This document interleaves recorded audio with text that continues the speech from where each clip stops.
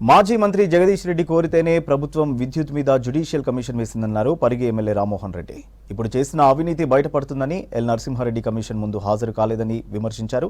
కూతురు కవితని కాపాడుకోవడానికి కేసీఆర్ బీజేపీతో లోపాయకర ఒప్పందం చేసుకున్నారని ఆరోపించారు ఎమ్మెల్యే రామ్మోహన్ రెడ్డి.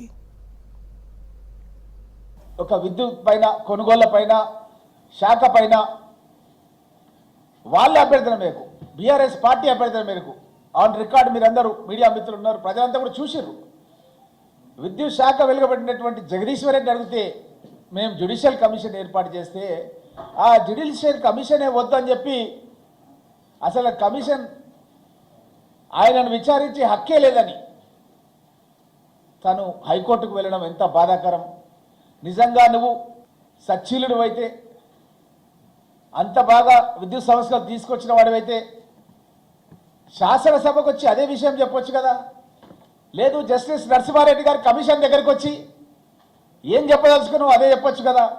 హైకోర్టు మెట్లెక్కితే కూడా హైకోర్టు కూడా జ్యుడిషియల్ కమిషన్ రద్దు చేయం, దాన్ని కేసు నోటీస్ జారీ చేసి దాన్ని ఆర్డర్లో పెట్టడం జరిగింది. ఇప్పటికైనా సరే మేము కోరుతున్నాం, గత ప్రభుత్వం లోపల మీరు ఏదైతే అవినీతి కార్యక్రమాలు అది కాళేశ్వరం ప్రాజెక్టు విద్యుత్ శక్తి ఛత్తీస్గఢ్ రాష్ట్రం నుంచి కొన్నవో ఆ కొన్న ధర కంటే కూడా ట్రాన్స్మిషన్ ఛార్జెస్ కానీ దాన్ని యొక్క మొత్తం కూడా మనం యాడ్ చేస్తే బయట మార్కెట్లో ఉన్న ధర కంటే ఎక్కువ ఖర్చు పెట్టిన మాట వాస్తవం కాదా?